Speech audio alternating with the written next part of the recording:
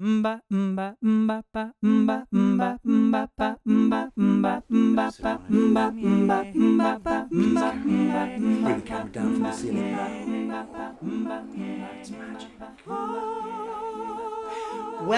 to Pluribusters. I'm Kate Dimbleby. Hello, I'm Ru Howe. And we're here for episode 4. Please, Carol. Sad times. Sad times. How are you, Ru? I'm personally, I've got a cold. Obviously, I know that because I live with you. But it's good to explain to everybody why I have red eyes like Mothman, and I'm going to be snorting through this episode because I've got quite a cold. Which is why we didn't record immediately after the episode last night. We went into, we watched it, then took a break. I've come back this morning to record it. Yes. Which has given us time to chat. I've listened to the official podcast. Oh, have you? Absorb some information. Have you got some comic man vibes? I do have some. I've got some comic book guy information. You see, it's so great. The cultural reference points are so... I know. I think this may make our marriage survive. So for people coming to us for the first time, do you want to give us the general inciting impetus for creating the reason this podcast? We're here is that I have consistently, in the however many years we've been married, 30 almost, not watched any sci-fi, been incredibly disinterested in probably all your film taste. Uh-huh. And that's been a sort of thing. And then we decided, because Ru said, I think Pluribusters is going to be the best series ever, possibly. Wow, it was an overstatement. I was excited about what it was going to be. You were excited, and I haven't watched Breaking Bad, sorry. I haven't watched Better Call Saul. But so we thought if we did a podcast about it, firstly, you would force me to watch it. And we and given how episode 4 was, I'm like, this could go on a long time, this series. Yeah. So I think there was a point, like getting into the meat of where we were at the end of the last episode. At the end of episode 3, Grenade, there was like the grenade had gone off. Watch the episodes first before you listen to this. I mean, you don't have to, but there's going to be spoilers. So the grenade went off. She was in hospital. There was that amazing scene with the DHL guy. Yes. And that episode felt like it was more set up and world building, and it felt quite slow. And I think quite a lot of people felt at the end of those last couple of episodes, we've heard from a few people where they're like, I don't know if this is going to go anywhere. Yeah. And then there are other people in the podcast. Thank you very much for all the people who comment. Hello, all of you. We've been replying to you all, but people saying that they're trusting the process because... Yes, Vince's Better Call Saul built slowly and then turned into the most amazing show. Yes. And this is building slowly. So I want to get into what is happening. This is I'm pulling on your film geekery. Like, why do I feel when I'm watching this, particularly this episode? Last episode, I was like, oh, is it a bit slow? She's a bit miserable. Yeah. And like everybody, do we I like felt her? a bit of discomfort. This episode, obviously we open with a new character, Paraguay guy, but also there's something about the way that he films that, like, I'm finding myself watching hardly, like, we got to the end of this episode and I was like, really? Is that over? Like, it's slow, but it's also so engaging without necessarily being about drama or dialogue. Tell me about that. Well, I think you know as much about that as anybody because your background is theatre and music and... You always do this. Tell me some geeky stuff. Okay, I'll tell you some geeky stuff. Silent movies. So behind the scenes stuff that kind of informs a lot about why this episode is the way it is, I think, is... So it's directed by a woman who's a very, very accomplished TV director, but also has a background in off-Broadway theatre.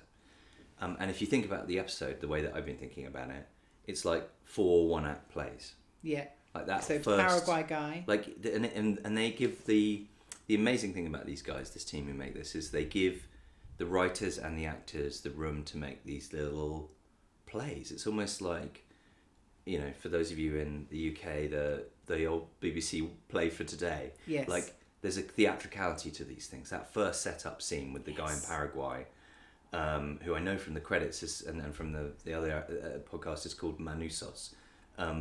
But we don't know who he is. He's just a guy in Paraguay. The guy. Oh, we do know. He's like in his sort of bunker. Maybe we were told who he was in that plane episode, and you see the other side of that plane phone call, and you couldn't imagine what he was doing or where he was. And then it turns out he's in this trapped in his office that he's sealed up, and that amazing scene where he's gone through all of the lockers and all the lockers.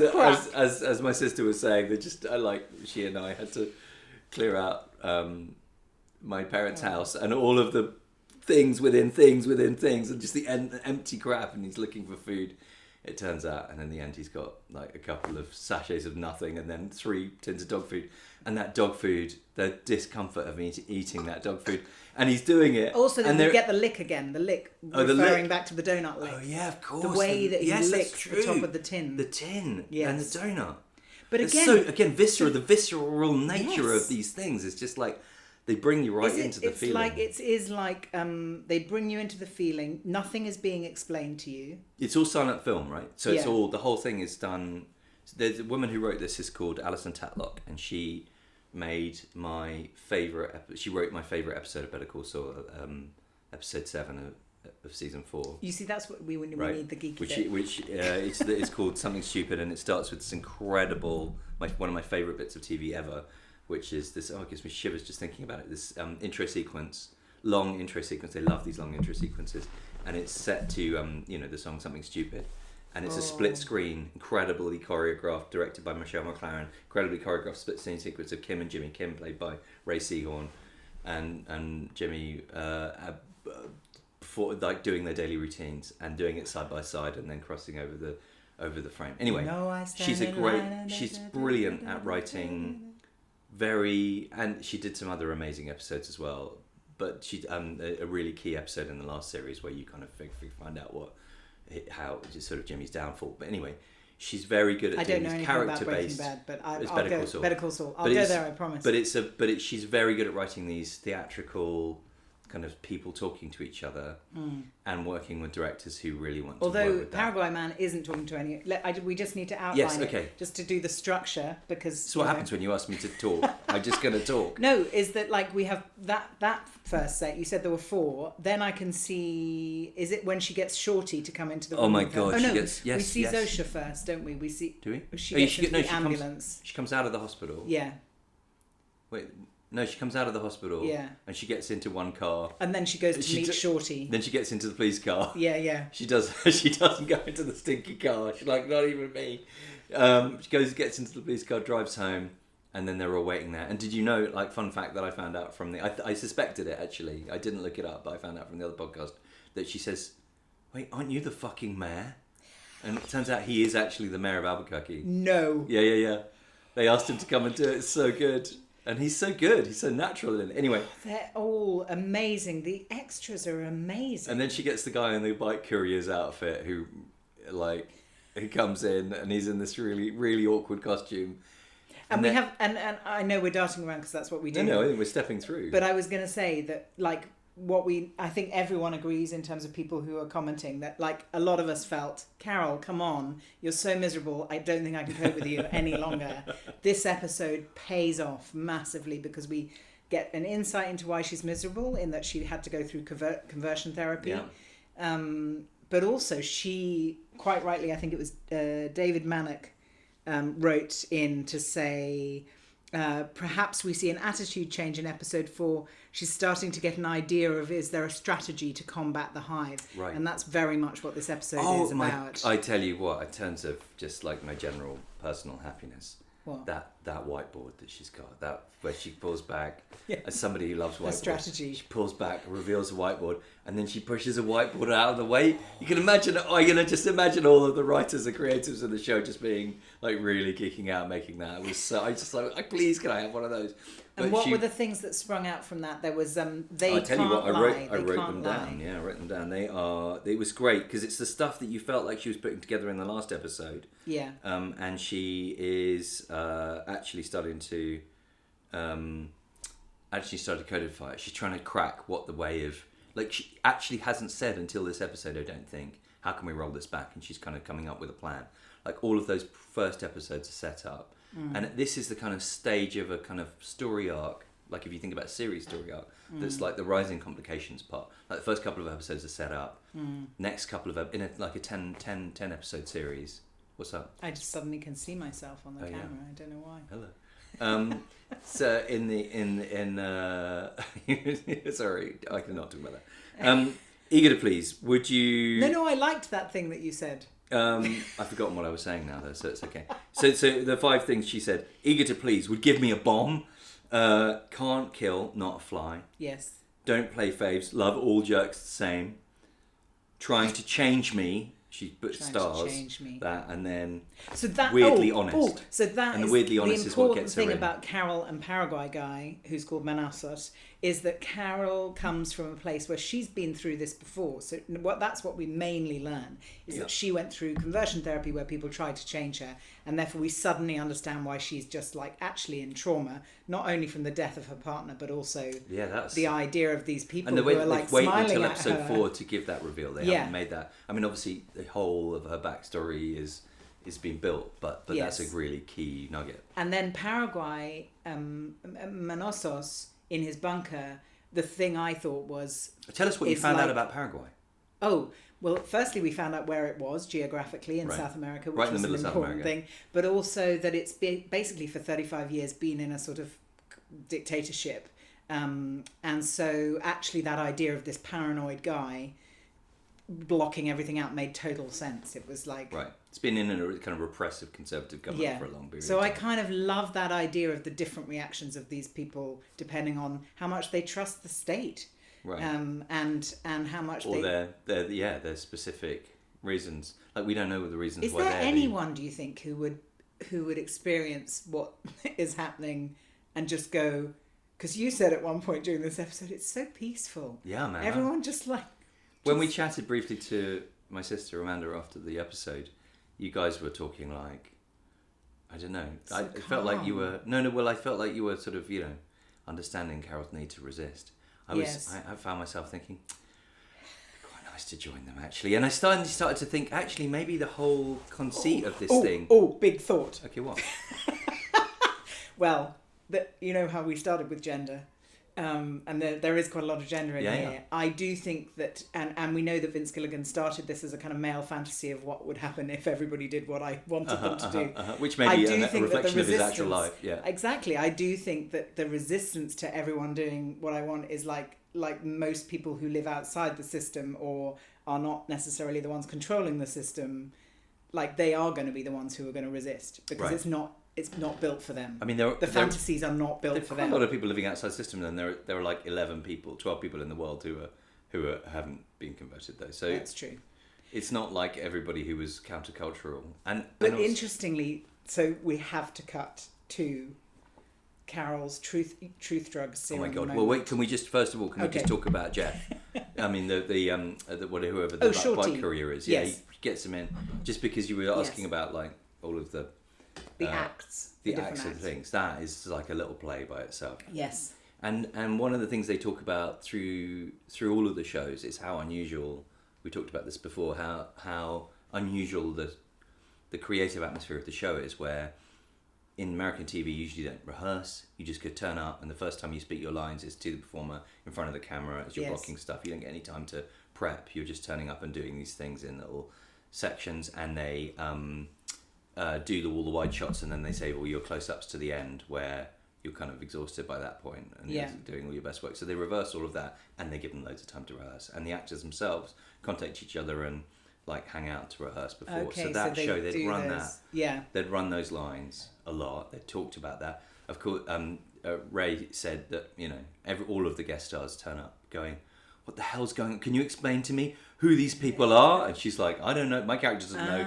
You need to talk to, the writers and find out, how to play this. Because there's a really, really interesting balance of like, they're not robots. No. They're not like happy cult people. No. They're not, well, they're a bit of that, but they're not like totally brainwashed. They're not psychopaths. They're actually, the creators of the show are pitching them as just genuinely really nice people. Well, genuinely nice people. And interestingly, with Shorty, there was a moment where he was so AI. We've talked about this, and there is a big debate about this. Like his initial responses to her about her books was like, talking about Shakespeare and absolutely. like... It's just what GPT says to you when you are... Exactly. I've had an idea about this, and GPT goes, that's a great idea. Yes, absolutely. You should do this. But it was really interesting how then she pushed through that with it. And then you could see him starting to go, okay, I need more for her. Yeah, it was lovely. It was going from the general to like, what do people generally think about this? Oh, people actually do generally like yes, it. and you but say then you change this woman's life. What does Helen think about it? Yes. I mean, it's the wish fulfillment thing. The magic of this show, I think, is this wish fulfillment thing that keeps coming back. Is like, you can be in an elevator and ask for the music to come on, and somebody will just think it, and then the music will come on. All of that stuff just keeps on making me laugh. Yes. Oh my God.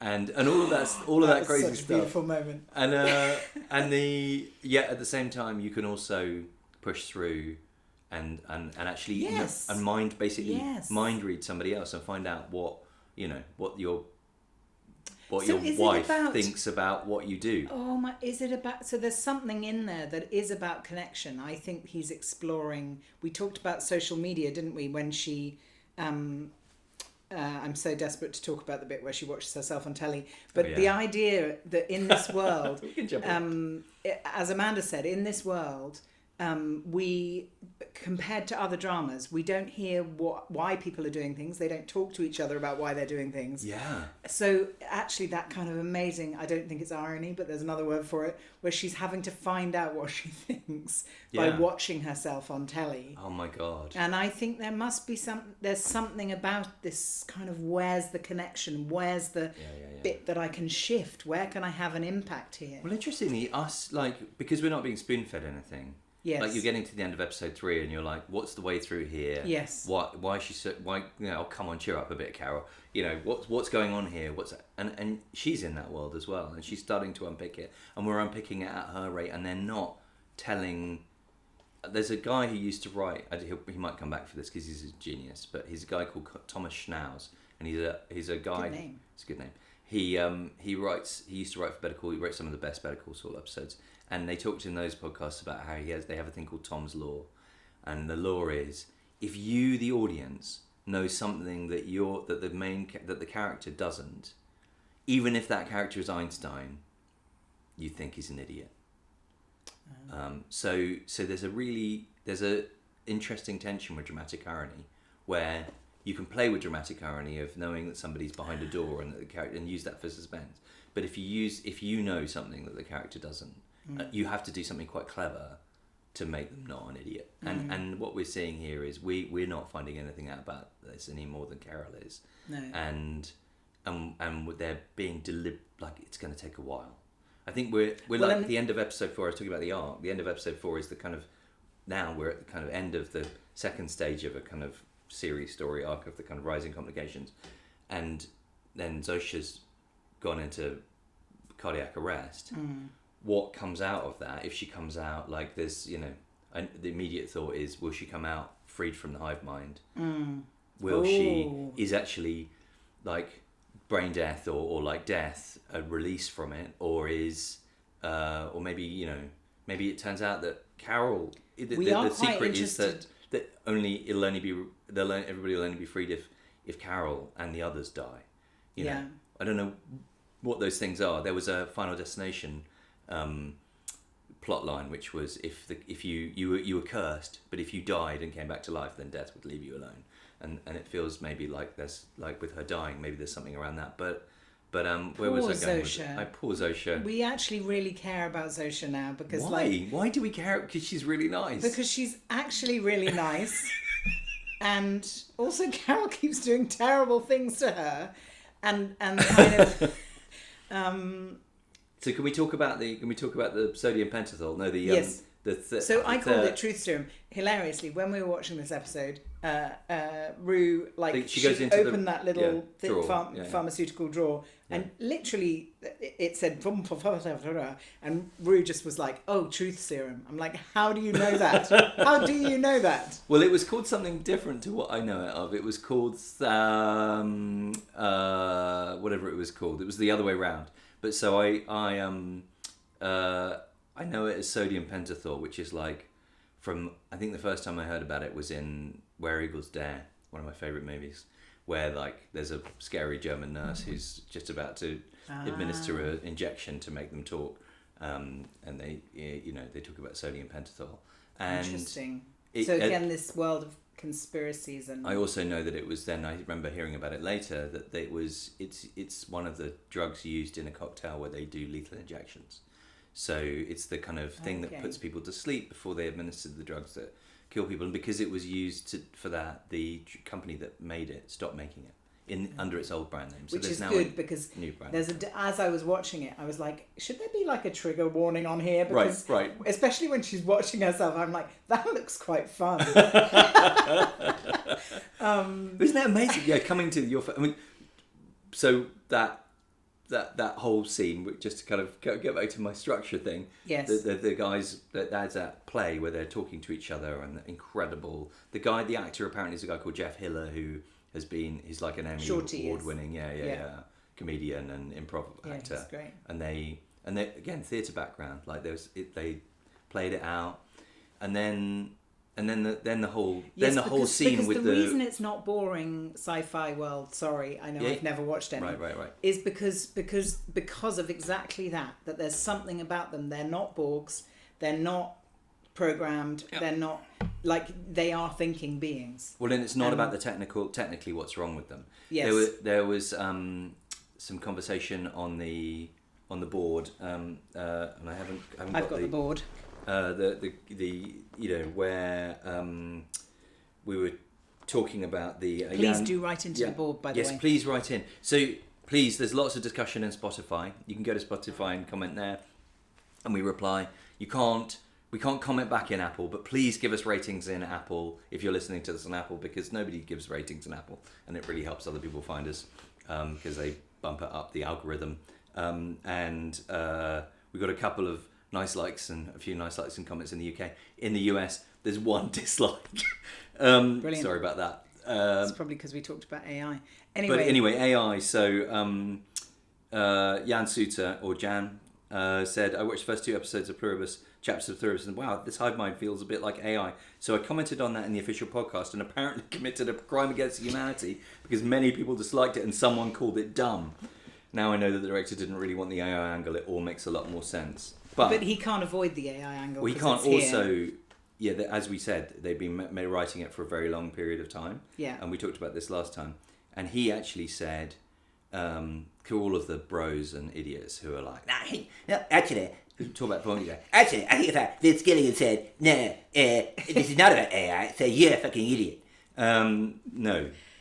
He said, like I'm not saying you're wrong. That was a bit more South Park. Than comic book guy. I'm not saying you're wrong. A lot of people are making that connection, said Vince Gilligan. I don't want to tell people what this show is about. If it's about AI for a particular viewer or COVID-19, it's actually not about that either. More power to anyone who sees some ripped from the headlines type thing. And Ray Seahorn said, one of the great things about his show is that at their base they are about human nature. He's not writing to themes. He's not writing to specific topics or specific politics or religions or anything. But you are going to bring to it where you're at when you're watching. I definitely get that now. Like for me, you've always said that about his work and like people like team's Lynch, work. I said also, like people like that always will make something without giving any interpretation because they're bringing it from themselves and their own.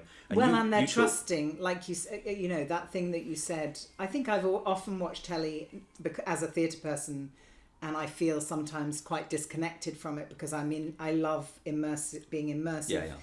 Theatre, and it feels live and it feels like the responses are truthful, and I think there's something here that's like that's like nothing's kind of trying to tell you something. It's not like doing it to you, it's just like exploring it, and that takes a huge amount of trust in the actors, and obviously everyone building the world and the set. And I think that's interesting because with the guy in Paraguay, we don't have any more information really, having seen him, but it's just like that idea of, and he exists. Imagine what and I think I love that because it's giving a lot of room for our imagination. Interestingly, I did a podcast, another podcast that we'll be releasing soon called Story Islands, also sponsored by Stornoway, and I interviewed my father, who's done a lot of broadcasting and questioning in his life. Done a lot of broadcasting.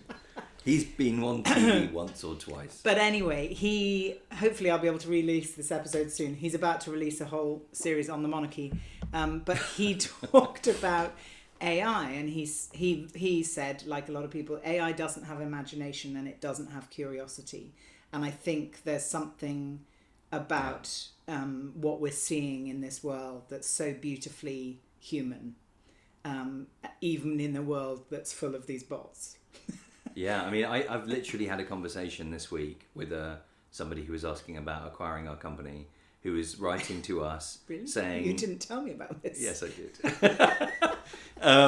Writing anyway. The point is, I'll get over it quickly. But writing to us with a email that I fed into GPT, and GPT was like, "Yeah, this is just a standard form response. Send this response back, and he will send you one of these replies." So I just sent the response back. I mean, obviously I edited it, but I sent it back, and sure enough, he wrote back a reply with exactly the wording that GPT predicted. Wow. And I put it back in GPT, and GPT said, "Yeah, I predicted that that's what he'd say. That really means this. You need to write back this to him." And all of the replies that I was sending back to them were like, as usual in these kind of situations, like the most un-me kind of responses, because they're just like, actually, it's a sort of weird dance. Yes. And I didn't really want to engage in the conversation because it wasn't coming from anywhere truthful. But so I sent it back, and it said, if you write this back, he will write this back. So we had this back and forth conversation 3 or 4 times where it was predicting what he'd say because he was using GPT to write his responses to me, and I was using... So it was basically the bot talking to the bot. Yes. And that's the world we're in, man. That is the world we're in. And that's why Carol, and neither of us were saying what we meant, is, the writer's kind of reason for being is to be trying to find around the edges, trying to find the surprise, what's going to happen that we haven't experienced before. And I think, that's really interesting. That's a little personal behind the curtain side note. But I like that behind... Well, I do think that surprise, imagination kind of imagery, the imagery, let's go back to the way that this is shot and the kind of licking and the donuts and how does he... So just coming back to your dad for a second. I think one of the insights about the whole wish fulfillment thing, I think we were just about to go there on something. Is the thing of... It's a bit like in the UK version of The Traitors that just happened. Claudia Winkleman, who's the presenter, came into this room of celebrities because it was Celebrity Traitors, and said, why can't you figure out who's lying to you? You're celebrities. People lie to you all the time. You were great in that. I listened to that podcast twice. That's a nice jacket. And you could see all the celebrities going...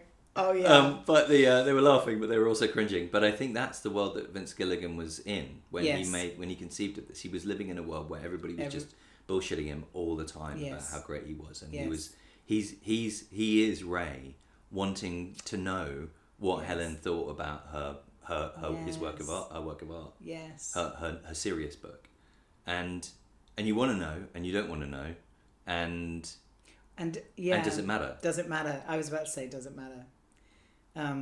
Because actually, if someone loves you, actually your work is not what the thing that matters. And also Ray has this idea of her books being trash. Yeah. And to some degree sort of lightly backed up by Helen, who just thought they were cotton candy. But to a lot of other people they meant a lot.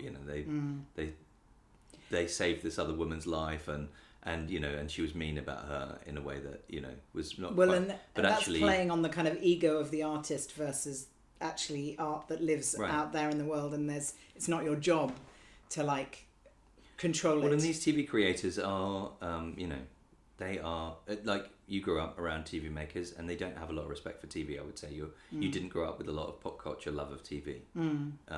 Your dad's not a fan of kind of popular TV generally. He likes I won't go too much into all that, but he but I think that I'm sure that the people who make these programs love the kind of genres of the programs that they make, but also they're making something that is effectively an incredibly high art production. Yes. In a very popular. Yes. That's measured by popular standards, right? Yeah. So they're measured by numbers of millions of people who watch it and all of that stuff. And I would imagine you're having to fight some. I thought. So Vince is Carol. Yeah, that's interesting. Are they all grumpy? Right. Well, just kind of, and not have it. I think you have to not believe the hype. Exactly that. That kind of, and also, I was thinking how much American TV we consume now. Yeah. And thinking about old French films, or where we started in terms of watching films, and he obviously has had all those influences, and I think there's something about how can I bring these other forms into this medium, which is like, you know, Apple series with a lot of money and a lot of, you know, it's interesting. Freedom they're giving them is fantastic. So come on, let's get to the scene that you really want to talk about. Oh yeah, which actually I thought was a bit like I said when we were watching Carol watching herself, I was like, this is like Apocalypse Now when. Oh yeah, with Martin Sheen in the mirror. Because it's almost because there's that beautiful story that you introduced me to, that he did actually get drunk. Yes. And they just rolled the camera. Yeah. And they let him go. Yeah. It was his 36th birthday. Yes. He was going through a lot. And he got hammered, and then they let it play out. And so when you see Carol watching herself, I just love the idea that they said to Ray, okay, we're just going to set up a camera. I don't think she would have taken a truth serum or got drunk, but she's definitely improvising. Yeah. In a kind of wild, so they wrote, brilliant way. But they also improvised, yeah. And then they let it run. She does all these kind of amazing, all those kind of weird movements. I'm like, did she research what people do when they're high on? I reckon. Yeah. I reckon, but and the team would have done as well. Like Alison Tatlock would have done. The team would have done that, and the director, they would have done their prep on what sodium pentothal is. And then apparently they said there's a lot of outtakes. There's a lot of great outtakes. Oh my God. But the other thing, you know, and they talked a bit about this in the official podcast, but I think just kind of what we were watching it, is just the joy of, like, she's the only person in the world that she can relate to, and she's sitting there. It was so funny with her nodding along with herself. She's like, yeah, somebody who agrees with me. It's me. But yeah, the only other person that I can actually talk to. And then she cuts it off when she says that Zosha is fuckable. Oh, that's so great. She's like, yeah, I know enough of that now. Yeah. That's so funny. Well, also I love it because we want Carol to release her. Like, she clearly has been kind of repressed her whole life. Yeah. And so we want to see that part of her. There's that brilliant moment. She is testing it on herself to make sure it's going to be okay and it's going to work. Because there's also some, like, part of there's this long history of the CIA wanted to do mind control. Yes. And they part of that was using sodium pentothal to get as a truth drug, but it was unreliable. Like, and it was very short lasting. So they tried all of these other. That's why they ended up mass producing and mass buying LSD and doing these experiments all over the country to try and see if they could use LSD to rewire people's brains and do brain control. This is weird part of CIA history anyway, but it is great history. But sodium pentothal was part of that. So there's a lot of debate, I somehow know, about the fact that sodium pentothal may be not reliable. So she's testing it. She's always checking it's not going to kill her. You know, given that it's used in lethal injection. And but then she's also getting to see what happens and go through that. And that bit where she's honest about how sad she is about Helen. And she's holding, in real life, she's holding it all together. She's got this mask. She's really holding it really tight. But then she gets to see herself with the unlocked grief. We needed to see that. We needed that part so of Carol. It was there's also the moment with Zosha prior to that, where when she realises, when she says, can we reverse this? Yeah. And she kind of gets this inkling of like, oh my God, there might be some hope. Yes. And she says, this is me happy. Which is again a kind of, and she's. You want to see me happy? This is me happy. So great. It is. That's so interesting, and that conflict that they have of, like, they are incredibly solicitous. They're incredibly that thing that she lists out, so brilliant that she just lists it out because she can't talk to anybody. She writes it on the whiteboard. You know, they can't lie. They won't hurt anybody. You know, and they're weirdly honest. So what's and so I kind of feel like at the end where we get to, so she takes the truth serum, and then we have the thing with Zosha, which also feels horrible because, you know, poor Zosha in a wheelchair with this drug being injected into her, which kind of brings up all these other parts. So why has it killed her? Because it's had a bad effect on her body. Yeah, but it didn't have that effect on Carol. Carol, check the dosage. Maybe because she literally can't lie. So a truth drug. It's just like the stress of the system. Her mind connected to all of those people. That physical thing is only happening to her. I don't know if you saw, but all the people were crying as they were saying, "Please, Carol. Yes. Please, Carol." And apparently, which is possibly voicing her inner whatever's going on with her. they're all out of sync. That amazing thing of them not chanting together, but all out of sync. Apparently, they got a choir. Probably the same choir that sings the theme to do the voices for all of those things. All those voices. Please, Carol. Please, Carol. Where's it going, Ru? I don't know. We talked about those moments of like, is this the moment where she understands how to unlock it? But it feels too early for that. It's too early. It's going to go. The next couple of episodes are going to go quite dark. I think that's where this is where things tend to sort of fall apart for the next because actually, if she's killed, how can it fall apart more than it is already? Have they taken her away? Sorry, I've forgotten. Oh, so the other really interesting, like broader context for that scene of her dying, and Amanda pointed out that she was lying, surrounded by this circle, and she was she was very Christ-like. Oh, there's a lot of Christ imagery. Yeah, yeah. And that idea of suffering, that is Zosha. That shot from above, yeah, and she, so the very end of filming Better Call Saul, Bob Odenkirk had a heart attack. Really amazing episode that they were filming where like it's like a pivotal episode where it really kind of falls apart and cascades into the end, and it's quite a stressful episode, and the guy playing Saul, Jimmy, died on set. What, in real life? Yeah, in real life. Oh my God. And there was a first aider there with a defibrillator. Oh my God. Who shocked him, brought him back to life, and he was into hospital and had surgery, and then resumed filming a few months later. And everybody there, it was an episode that Vince was directing, and he was in a two-hander with Ray, and so they were performing the scene, and suddenly he just fell over and died, and everybody just watched him die. Then their wait, did he come back to life? Did you? Yeah. They but the first, because there was a first aider on set with a defibrillator, and I think that so one of the people, maybe Alison Tatlock, the writer actually of this, was there. Did she write that episode? No, I think she wrote the next one on. But she, I think maybe also helped do CPR, and he survived. So that thing where somebody's dying at the end of this episode, and the woman who gives the shock, the woman who gets a defibrillator and applies the shock, is the woman who's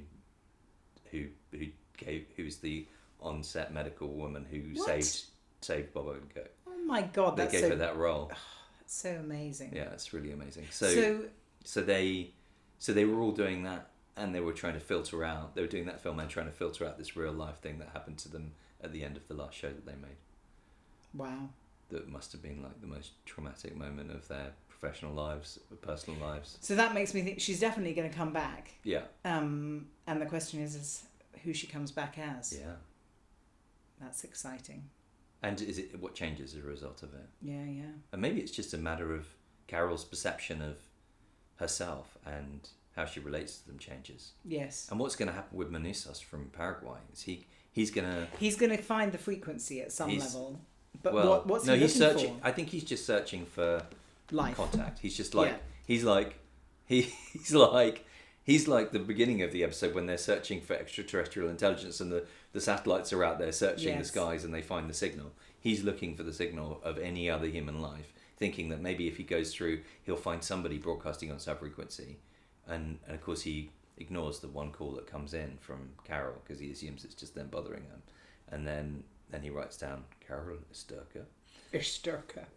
So he'll probably find a way to make it through, but it will probably take a while. We'll probably see what happened in Better Call Saul. Is there were these two different timelines of.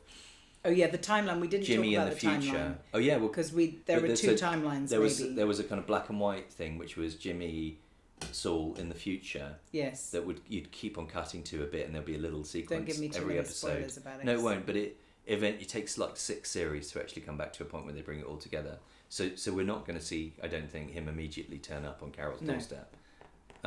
Maybe. No, I think what I love about this world is that there are, like life, there are all these people existing, having their lives, and we're just getting a little beautiful short film of their life, including Casanova McBoner, who I'm still quite keen to get back to. I'm sure we'll come back to. But yeah, I think that's what. Yeah, he's building his world for sure. I think we should wrap up. The the sets. Can we just talk about production design? It's so good. That set for the for the Paraguay set, his room. Yeah. That I want to live in that room. Every detail. You want to live in that room? No, I don't says a lot about you. But it made me think of our office, our green office. You know. Yeah. Like it was it was so beautifully put together. Yeah. And apparently, that was a set. Apparently, that's a real storage facility, and it's just a couple of streets off the main street of Albuquerque. But they made it all feel like it's Paraguay. Yeah, it's so good. Oh my god. Anyway. Is there anything else you want to say? I just want to say I'm in. I'm hooked. In fact, that's exactly so what that was an Amanda thing. said. It's slow. It's slow. Yeah. And you haven't got a clue what's going on, but we're hooked. I feel the same. Okay, great. So if you're hooked too, send us your comments. Tell your friends to send us their comments. And we'll do this crazy freeform podcast that we didn't plan to do. Yeah, so Rick Schroeter. Hi, Rick. Thanks for joining. I thought episode 3... I sound like I know everybody, but I don't know Rick. I thought episode 3 was a little slow, but that seems to be normal for Vince G. He does great setup and take him down arcs in previous shows, so I'm trusting. This episode did teach us a few new things. That was about last week's episode. Send us your thoughts about these things. I think that thing of... I'm sure I'd be interested to know whether your mum and Johnny are still watching because I'm going to tell her. Might not. I'm seeing her tomorrow. Actually, they were very hooked on that other show that we weren't such big fans of, which was the one about the kidnapping with Shiv. That was like written by AI. So that was written by AI. That was the opposite of like watching someone's face and wondering what they're thinking. This is happening to me now. I am going to go over here and explain some of the plot to somebody else. Okay, we need to stop now, Ru. Oh yes. Have you noticed Ru doesn't like endings? I'm just trying to say hello to the people who've written to us. Mikudzi. Heaven knows I'm miserable now. My go-to Pluribus pod. Thank you so much. Please share us as much comic book guy as possible from Lee Higgins. Thanks. That's I should do more. I've done quite a lot in this episode. Yeah, you've been good geek. Gone early geek, on the mince pies. We haven't got the mince pies this episode, but next episode maybe I'll make mince pies. Sorry about the mince pie. You don't need to apologise. Adventure. You never need to apologise for mince pies. And Ruth, I think you said last week really loved the comments regarding the lack of fully formed female characters in sci-fi, lack of middle-aged female optics, etc. Thank you for writing in, and please continue to do so. That's the reason I'm trying to end it, is because Mum said, I think the perfect time for a podcast. No, I don't care. I don't care. I think we just... If you've listened this far, thank you very much. Thank you so much, yeah. I'm just trying to encourage engagement, Kate. Oh, okay. Yeah, just trying to say it doesn't exist just as a thing that goes out. It's a back and forth. Maybe it comes to the point where, I mean, you might all watch us grow old if this carries on for 6 series. Do I have to keep watching? We don't. Keep doing this for 6 series? I don't know. Maybe depends on whether we carry on. If we're still into it, it's all within our control. Thank you for watching Pluribusters. Come back soon. Episode 5. I can't wait. Yeah, it's called Got Milk. Oh, one final thing. This is what we noticed in the first episode, second episode, and my sister pointed out yesterday, is when she pulled up to the house, the truck outside was a dairy truck. And the truck that was loading up the bodies at the beginning of episode 2 when Zosius first turned up, that was a dairy truck.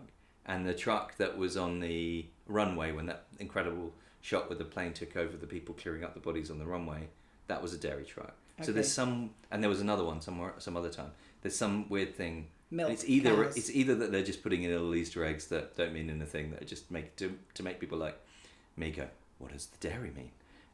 But there's I don't know. There's some, and anyway, the next episode is called Got Milk, and it's written by Ariel Levine, who wrote I knew we'd get there. Quite a lot of the another woman writer who wrote quite a lot of the behind the scenes stuff in Better Call Saul, and as a kind of became a staff writer, and she's great. And Gordon Smith directing the next one. We should be good. Thank you for that extra bonus, extra ending. You're welcome. Should we have another extra ending? No. Okay. Goodbye. Goodbye for now. See you in a couple of minutes. Goodbye, Tallulah. I'm feeling such a happy song, just singing and laughing and playing my day along. And oh, why don't you sing along with me? Why don't you sing? You'll see you're gonna be happy